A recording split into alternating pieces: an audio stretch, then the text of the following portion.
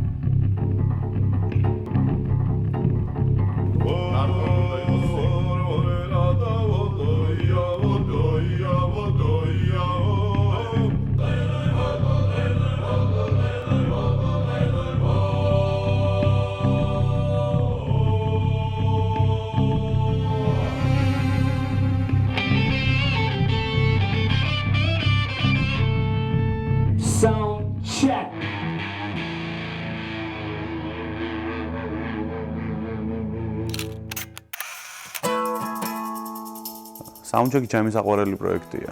მუსიკოსი ვარ და მაქედან გამომდინარე, ალბათ უფრო ჩემს ყველაზე საინტერესო იყო და ყველაზე სიგიჟე იყო რა.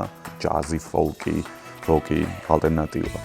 ნუ ძალიან ენერგია იდგა რა და ნუ მთელი ენერგია მთლიანად იგრძნობოდა რა Soundcheck-ზე. მთელი ყოველთვის განმავლობაში. ფესტივალი Soundcheck-ი არის ცენტრის პირველი პროექტი, რომელშიც მე ჩავერთე. მინდა ვთქვა, რომ ეს იყო კარგად ორგანიზებული, პროფესიონალურ დონეზე გაკეთებული პროექტი.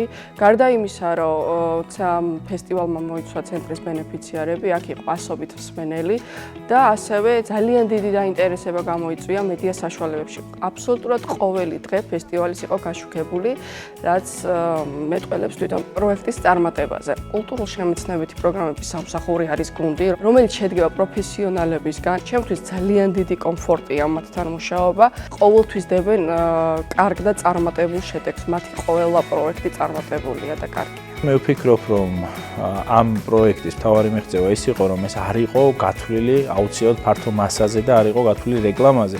არამედ მისი მთავარი დანიშნულება იმაში მდგომარეობდა, რომ მოგვეცვა აუთვისებელი პუბლიკა და მიგვეცა მათთვის იმის საშუალება, რომ მოესმინათ მათთვის საყვარელი მუსიკა, ეს ერთი და ამავდროულად ამ ჟანრის შემსრულებლებს ქონოდათ თავისი შემოქმედების წარმოქმნის საშუალება. ძალიან მოხარული ვარ, რომ ამ პროექტის ფარგლებში შესაძლებელი გახდა იმ ხალხის ჩართვა ცენტრის საქმიანობაში, რომლებსაც ძალიან ნაკლები ყურადღება ექცეოდათ და მათ და ასე ვთქვათ, მათი გაცნობა ფართო საზოგადოებისადმი, იმიტომ რომ ეს პროექტი იმართებოდა ღიაცის ქვეშ, ყველასათვის ხელმისაწვდომ ადგილას და გარდა უშუალოდ მათი მუდმივი მსვენელისა ნებისმიერ გავლილს საშუალება ჰქონოდა რომ ეხილა ეს პროექტი და თან ეს ამდენიმე დღის განმავლობაში გრძელდებოდა, ვთვლი რომ საკმაოდ წარმატებული იყო აი ამ დასახელებული ასპექტების გამო. ეს არის არა უბრალოდ მუსიკა, არამედ ის კულტურა, რომ ახალგაზრდას სახელმწიფო სთავაზობს ადგილს, სადაც მას შეუძლია მივიდეს თავის მეგობრებთან ერთად და თავის გარემოცვაში სასიამოვნოდ გაატაროს დრო. რაც ყველაზე მთავარია, ჩატარდეს აბსოლუტურად მშვიდობიანად ეს ღონისძიებები, იმიტომ როგორც ცნობილია, თქვათ ხა საქართველოშიც, თქვათ დისკოტეკებზე დიდი ნაწილი დასასრული მთავრდება ხოლმე ჩხუბით. მაგრამ სწორედ ამ თავისუფალმა გარემომ შექმნა ისეთი პირობა, როდესაც ყოველი საღამო დასრულდა მშვიდობიანად და ალბათ ესეც გარკვეულწილად გარკვეული ფენომენი არის, სადაც ახალგაზრდებმა შეძლეს ერთდროულად ყოფილიყვნენ კონცერტზეც, ეცეკვათ, ალბათ შესაძლოა მიეღოთ ცოტაოდენი ალკოჰოლური სასმელიც, მაგრამ ეს ყველაფერი დამთავრდა მშვიდობიანად და იქიდან მაგალითად ხედავდი მე პირადად ძალიან ნასიამოვნებ და კმაყოფილ სახეებს. საუნდჩეკზე ჩვენ კიდევ რაღაცა ახალი გავაკეთეთ ის, რაც ანუ ძალიან ხშირად არ კეთდება საქართველოში. ახალბედა მუსიკოსებს, ანუ ახალგაზრდა მუსიკოსებს მივეცით იმის საშუალება, რომ პროფესიონალებთან ერთად გაიყვნენ სცენაზე. ყავდნენ ჰედლაინერები და ყავდნენ საქართველოში მოღვაწე საუკეთესო მუსიკოსები დაწყებული ნიკოლოზ რაჭველი, დათო ევგენიძე, თუნდაც შვიდკაცა, თუნდაც სტრინგის რეიუნიონი გავაკეთეთ, რაც შემთთვის იყო ძალიან დიდი ამბავი, იმიტომ რომ აი ბავშვობაში სტრინგმა დამანახა მე თუ რამხელა პოტენციალი აქვს ქართულ მუსიკას. ნიკა კოჩაროვი, რომელიც ძალიან ხარში დაგვიდგა და თვითონ აქვს ნათქვამი, რომ ძალიან მოსწონს ის თუ როგორ ვაკეთებთ ჩვენ ამ ყველაფერს, ამ მუსიკალურ პროექტებს როგორ ვუდგებით. ყველა ის მუსიკოსი, რომელიც ამ ფესტივალზე ავიდა სცენაზე, ძალიან განსაკუთრებულად კმაყოფილი იყო ამ თავისი პერფორმანსის, რაც ცოტა იშვიათია. ჩვენ ყავდა პატარა ბიჭი, 12 წლის მუსიკოსი, რომელიც დრამზე უკრავდა და საბოლოო ჯამში იმ დღეს ყველა ამ ბავშვზე ლაპარაკობდა, იმიტომ რომ ძალიან კარგად უკრავდა და ამ ფესტივალის ვიდეოს მას შემდეგაც მისმა მშობლებმა გადაიღეს ამ ფესტივალის ვიდეო და გააგზავნეს ერთ-ერთ ძალიან პრესტიჟულ სკოლაში, ჯულიარდის სკოლაში. ეს ბიჭი ახლა სექტემბერში მიდის იქ სასწავლებლად. აგრეთვე მონაწილეობა მიიღო სატელევიზიო შოუ ნიჭიერში და ფინალშია. უსურვებ წარმატებას იმედია მოიგებს. საუნდჩეკი ჩატარდებოდა თუ არა, ჩვენ ერთად არ ვიცოდით. რამდენიმე დღით ადრე გავიგეთ, რომ ჩატარდებოდა და იმისთვის, რომ ჩატარებოდა, ის რომ ეს ფესტივალი ჩატარდა, ეს არის სრული ამ სიტყვის მნიშვნელობით ჩვენი ამბიციის და ჩვენი მონდომების კვალობაზე ჩატარდა ეს ფესტივალი. იმიტომ რომ ყველაფერი გავაკეთეთ, ანუ ძალიან მაღალ სტრუქტურებს მივწვდით იმისთვის, რომ ეს ფესტივალი ჩატარებულიყო. ის რაც 60 დღეში გავაკეთეთ, ამისთვის რომ ჩვენ მქონოდა 1 ან 2 კვირა მაინც, სავარაუდოდ გასტონბერის დონის ფესტივალს თუ არა, რაღაც გაცილებით უფრო გაგზავნებდი.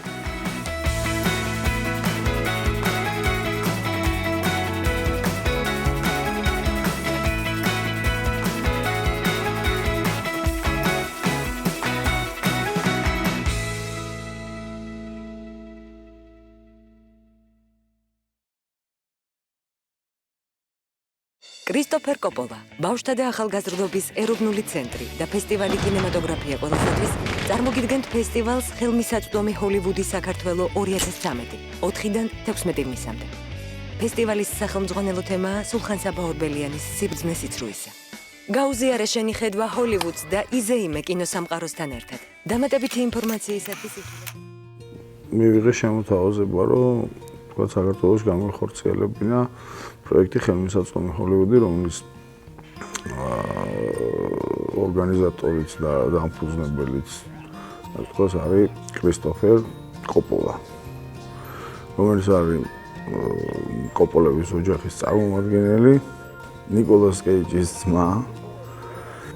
მივიღე თუ არა შემოთავაზება მეორე დღეს მივედი ბავშვთა და ახალგაზრდობის ცენტრში პირველი შეხვედრა მქონდა ქალბატონ თეა ყიფშიძესთან, სადაც გავაჟღერეთ, ასე ვთქვათ, წარვადგინა ეს პროექტი. ეს იყო დაახლოებით დილის 12 საათი, თუ უშუალოდ 12 საათი იყო და სადღაც 7 საათზე უკვე იყო ზარი, რომელიც განხორციელდა თეა ყიფშიძის მიერ და უკვე მითხრეს, რომ ჩათვალეთ, რომ ეს პროექტი შედგება, ასე ვთქვათ, თანხმობა უკვე მივიღეთ. რაც იყო ჩემთვის გამოუგნებელი, ვერ ვიჯერებდი, მეგობრებს ვეუბნებოდი, რომ ხელი გამარტყით, იმიტომ ეგეთი რამე საქართველოს თუ შეიძლებოდა მომხდარიყო, ვერც წარმომედგინა. კოპოლასთან ურთიერთობა იყო სიგიჟე. ეს იყო დაუვიწყარი დღეები, რომელიც არ დაავიწყდება ჩვენი სამსახურის არც ერთ თანამშრომელს.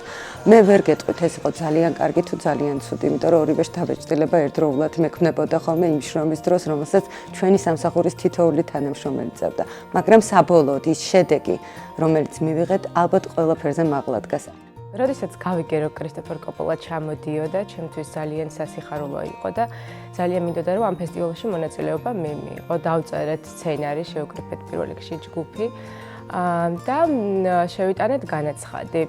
ნუ ძალიან სასიხარულო აღმოჩნდა პირველი ეტაპი, როდესაც მივხვდით უკვე, რომ მოგვიწევდა ფილმის გადაღება.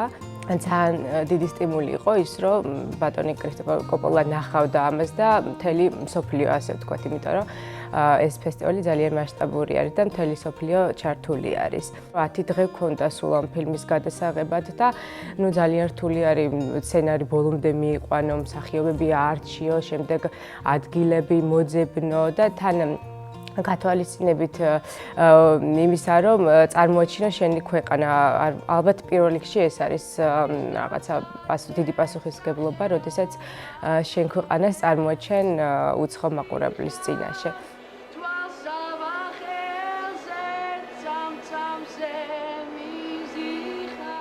რო გავედი გადასაღებ მოედანზე, ხმაური იყო, მე სან მოშორებულ ადგილას გავედი და დავიწყე ფიქრი, რას გადავიღებდი. და ესე მომაგონდა რაღაც იქ წონასწორობის რაღაც ქანდაკებასავით რაღაცა იყო. ანუ გვალი რაღაცები იყო.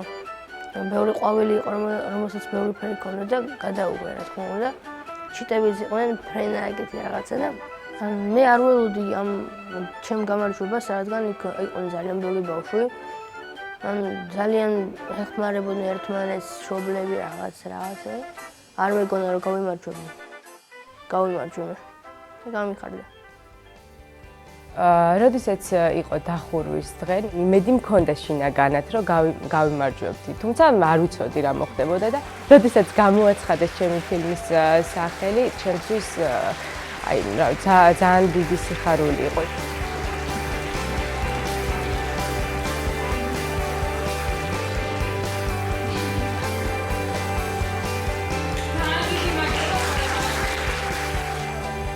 ხელმისაწვდომი ჰოლივუდი აი არ მომერიდება და ნამდვილად ვიტყვი, რომ იყო გენიალური პროექტი.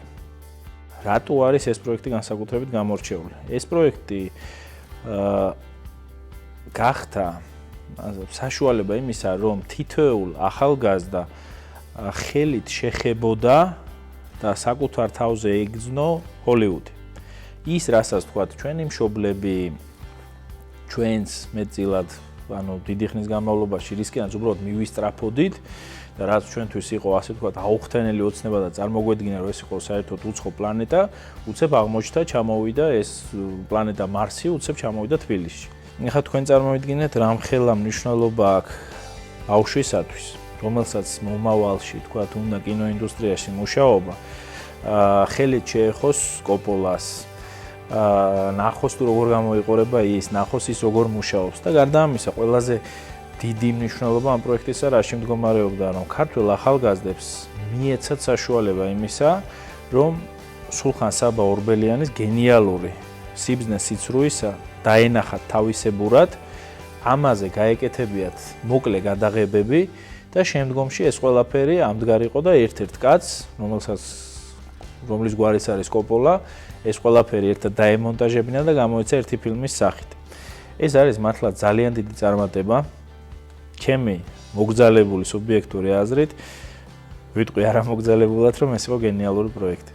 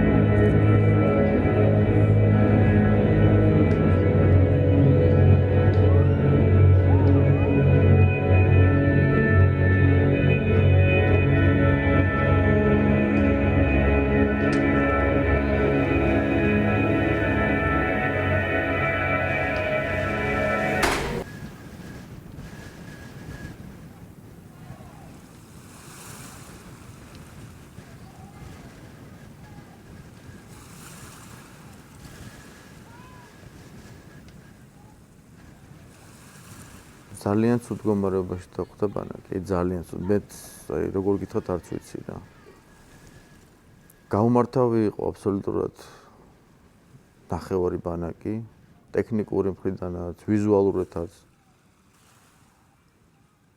ძალიან ბევრი რაღაც გავაკეთეთ. დღევანდელ დღეს ბანაკი არის გამართული ყველანაირად. და სიმართლე გითხრათ, არც კი მეგონა რომ ესეთ ფორმაში მოვიდოდა.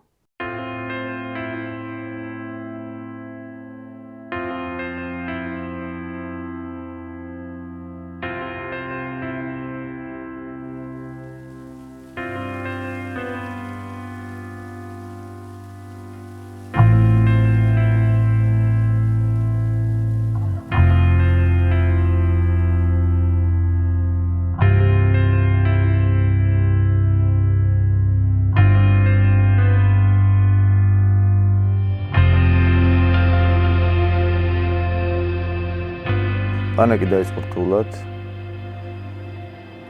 ცოტათი მომზადებელიც ვიყავი ამ საქმისთვის, მაგრამ განეს ახალის აღმოჩნდა. უამრავი ხასიათი, უამრავი მეგობარი შევიძინე. ყოველი ნაკადის ბოლოს, ანუ მე-10 დღეს იწერებოდა წერილი. მთელი კედელი მაქვს სავსე ჩემი სამუშაო ადგილის უკან ბანაკში.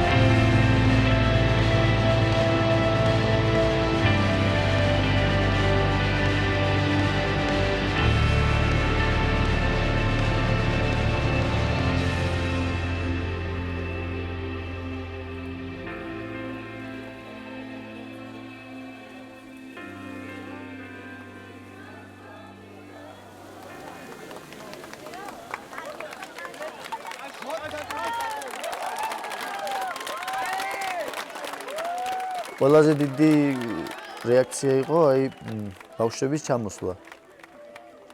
თავიდან მეგონა რომ პირველ დღეს როცა არ იყვნენ ბავშვები ჩამოსულო, ყველაფერი ადვილად იქნებოდა, იმიტომ რომ პირველი დღე იყო მაინც პოზიტიური რაღაც ბავშვები არ იყვნენ და ჩვენთვის ვიყავით ლიდერები. ჩვენი ატოლი, ასაკის რომ ერთმანეთს გავუგეთ ეგრე.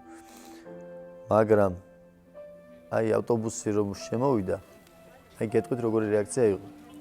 აი ადამიანს რომელსაც ზღვა არ აქვს, ნანახი და პირველად რომ მიდის ზღვას ჩასვლა რომ უნდა, მაგრამ ვერ ჩადის, იმიტომ რომ გული ებერება რაღაც ვერ სუნთქავს. და ჯერ და მე შევალ. აი ეგეთი სიტუაცია იყო, თავიდან უყურებდი. ჯერ ვათვალიერებდი ბავშვს, მეთქი ახლა რა მოიქცე, როგორ გავაკეთე, როგორ დაველაპარაკო. თითქოს და ბავშვთან დალაპარაკება ეგ არის ჩვეულებრივი მოვლენა, ხო?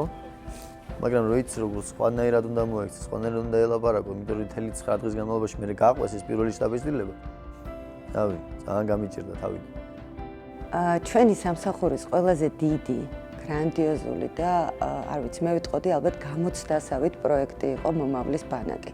ნამდვილად არავინ არ იცოდა, რომ მოუწევდა 09-ს ან 08-ს რეჟიმში კოლ-ცენტრის გოგოებივით მუშაობა, რაც ჩვენ სამსახურში იმ მომენტში და იმ დროს ხდებოდა. არავინ არ ვიცოდით, როგორი უნდა ყოფილიყო იდეალური ბანაკი. მაგრამ სამაგერო თითოეულ ჩვენგანს ჰქონდა უდიდესი პასუხისმგებლობის გრძნობა, იმიტომ რომ საბოლოო ჯამში ჩვენი გუმასპინძლეთ 2000-მდე ბავშვს. ეს პასუხისმგებლობის გრძნობა აღმოჩნდა იმდენად მაღალი და იმდენად დიდი, რომ დღეს ვერც ერთ ადამიანს ვერ იპოვით, ვინც იტყვის, რომ ბანაკის დღეები იყო ისეთი, რომ რაღაცა ხარვეზი ქონდა, ხარვეზი პრაქტიკულად არ ყოფილა და რაც ყველაზე მთავარია, ყველაფერზე მეტყოლებს ის შთაბეჭდილებები, რომელიც იქ ყოფ ბავშვებს აქვთ. ძალიან ბევრს ვფიქრობდი, საერთოდ გაგვეგრძელებინა ეს პროექტი თუ არ გაგვეგრძელებინა და ეს ყველაფერი ბუნებრივია მარტო ჩვენზეც არ იყო დამოკიდებული. იმიტომ რომ წლების განმავლობაში ეს საზოგადოებაში აღქმული იყო როგორც პოლიტიკური პროექტი და ჩვენი სამინისტროში და ცენტრში შემოსვლის პირველივე დღიდან მოხდა იმ სურვილის გაცხადება, რომ ბავშვები და ახალგაზრდები ყოფილიყვნენ პოლიტიკისაგან აბსოლუტურად თავისუფლები. ზაფხულის დაწყებამდე საკმაოდ მოკლე ვადაში, საბოლოო ჯამში შედგა შეთანხმება იმისა, რომ უნდა ჩატარებულიყო ეს პროექტი. ბუნებრივია დავდექით ძალიან რთული ვითარების წინ, ოდესაც ჩასატარებელი იყო ტენდერი, დასაკომპლექტებელი იყო ჯგუფი, რომელიც ამ ბანაკს გამართავდა, შესაძგენი იყო პროგრამა და ეს ყველაფერი მოუწევ აღმოჩნდა, რომ შესაძლებელი გახდა. მაგრამ შესაძლებელი გახდა სრული ამ სიტყვის მნიშვნელობით ენით აუღწერელი შრომის შედეგად, როდესაც დღე და ღამე ბევრ თანამშრომელს აერია. დატვირთვა დღიური იყო სასწაულად დატვირთული. ანუ სიგიჟე შეიძლება ერთი სიტყვით ესე დავარქვათ, იმიტომ რომ ბავშვებს არ ჰქონდათ არც ერთი წუთი ეს თავისუფალი. უაზრო თავისუფლება არ ჰქონდათ. ანუ იყვნენ სულ ჩაბმული საქმეში, სულ პროგრამულად იყვნენ დატვირთული. აი არჩევდები და რა გასაგებად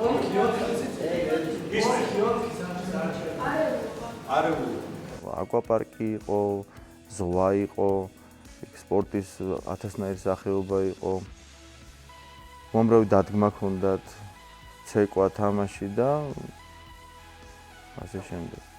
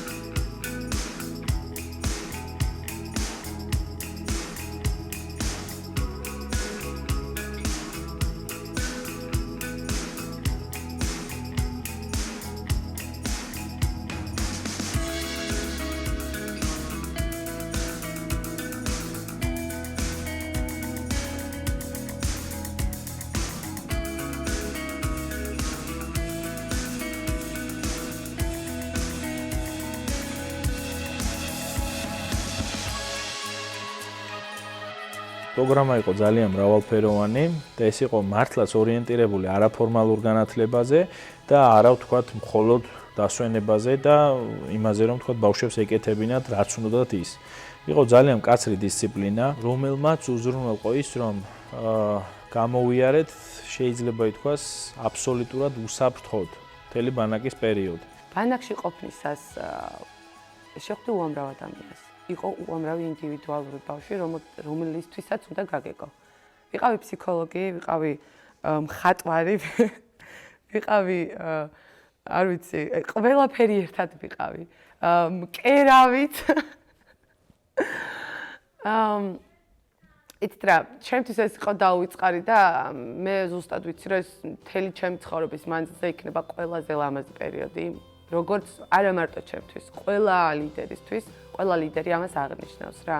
ბანაკი იყო საკმაოდ სახალისო, იყო აპოლიტიკური, იყო ბავშვებისთვის ძალიან მნიშვნელოვანი და ჩვენთვის იყო ეს უდიდესი გამოცდილება. ჩვენ თავარ მიზანს მივახციეთ, მე ვფიქრობ, იმიტომ რომ იქ იყვნენ გაღიმებული ბავშვები. სასიამოვნოდ გატარებული დრო, რომელიც მათ გაატარეს, ვიტყოდი მე ესე უფრო საზაფხულო სკოლაში, გართობის ელემენტებით, მათ არასოდეს დაავიწყდებათ და ყველაზე მთავარი ის არის, რომ ამ გუნდმა იმუშავა მართლა ძალიან კარგად და ძალიან დიდი თავდადებით და ეს ყველაფერი ჩანდა.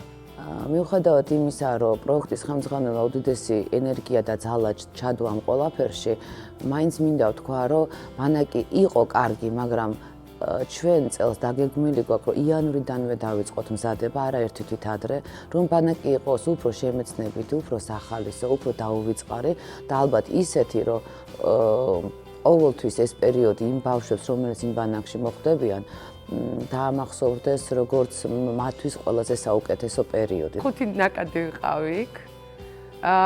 და როდესაც ჩამოვედი, არ დაგიმალავ, თქო, აი ძალიან გულახდილად გეტყვით, რომ მე მქონდა მომენტი, როცა ლიდერის მაიკა მეცვა ჯემპრის შიგნით მაგალითად. იმიტომ რომ ის განცდა მეუფლებოდა, რომ აი მაშინ როცა ვიყავი მე ლიდერი და მაშინ რომ ძალიან კარგად ვიყავი, ეხაც მინდა რომ ის განცდა მქონდეს და იგივე აი ესეც ეს ყელსაბამი მიგეძე ძალიან ხშირად, იმიტომ რომ ახსენებს ბანაკს. ძალიან ბევრი ცრემლი იყო და ყოველი ბანაკიდან წასვლის დღე იყო ჩვენთვის რაღაცა დიდი ტრაგედია რა. იმიტომ რომ ყველა ბავშვი ტიროდა და ბავშვთან ერთად ტიროდით ჩვენც. რა თქმა უნდა, მახსენდება ბავშვების წასვლის დღე, წუთები, თუმცა ძალიან არ მიყვარს ხოლმე მაგათი გახსენება, იმიტომ რომ ძალიან ძნელი იყო. ძალიან რთულად გადასატანი იყო, არა მარტო ბავშვებისთვის, არამედ ყველასთვის იქ იმც იყო. ყველა ტიროდა, განიცდიდა. რატომაც ყველას ეგონა, რომ არავინ აღარ დაბრუნდებოდა. თუმცა ყველას ვაწყნარებდით, ვამშვიდებდით, რომ ესეთი რაღაც არ ხდება. თქმა უნდა, თავიანთი სწავლიდან გამომდინარე, ყველას ძალიან დიდი შანსი ჰქონდა დაბრუნების ბანაკში. ეს 7 ნაკადი, რომელიც ჩვენ გავმართეთ მომავლის ბანაკში, იყო ყველაზე წარმატებული, ყველაზე დიდი გამოცდა ჩვენი სამსახურისთვის და რაც მთავარია, ის იყო არნახული დახურვა, რომელზეც ძალიან დიდხანს ილაპარაკებს თითოეული ადამიანი, ვინც ანაკლიაში 21 სექტემბერს იყო.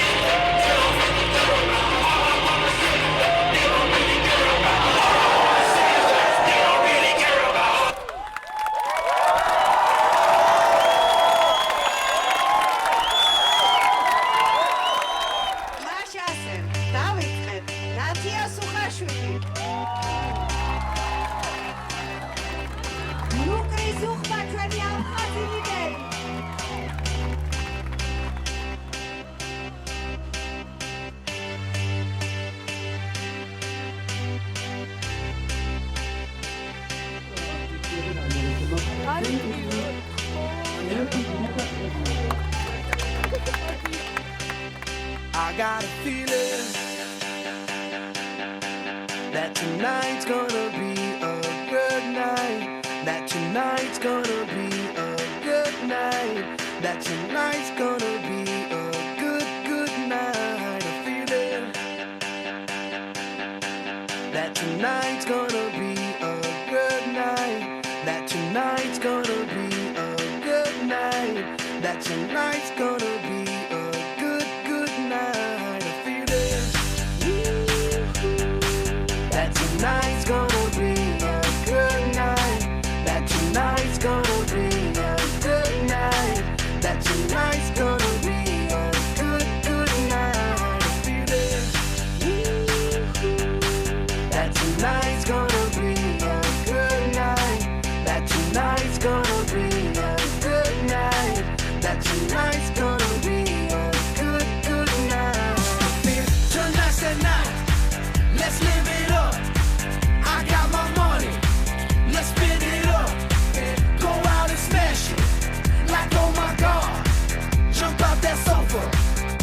kick it off. I know that we'll have a ball if we get down and go out and just lose it all. I feel stressed out, I wanna let it go. Let's go way out, spaced out, and losing all control. Fill up my cup, Mazel tov. Look at her dancing, just take it off. Let's paint the town, we'll shut it down. Let's burn the roof, and then we'll do it again. Let's do it, let's do it, let's do it, let's do it, and do it, and do it. Let's live it up and do it, and do it, and do it, do it, do it. Let's do it, let's do it, let's do it. 'Cause I got a feeling that tonight's gonna be a good night. That tonight's gonna be a good night. That tonight's gonna be a good night. A feeling that tonight's gonna be a good night. That tonight's gonna be a good night. That tonight's gonna be a good night. I feel tonight's the night. Hey, let's do it, let's do it, let's do it, and do it, and do it. Let's live it up and do it, and do it, and do it, do it, do it. Let's do it, let's do it, let's do it, do it, do it, do it. Here we come, here we go. We gotta rock, rock, rock, rock. Easy come, easy go. Now we on top, feel the shot, body rock, rockin', don't stop. Round and round, up and down, around the clock. Monday, Tuesday, Wednesday, and Thursday. Friday, Saturday, Saturday to Sunday. Get with us. You know what we say. Party every day, party every day, and I'm feeling that tonight's gonna be a good night. That tonight's gonna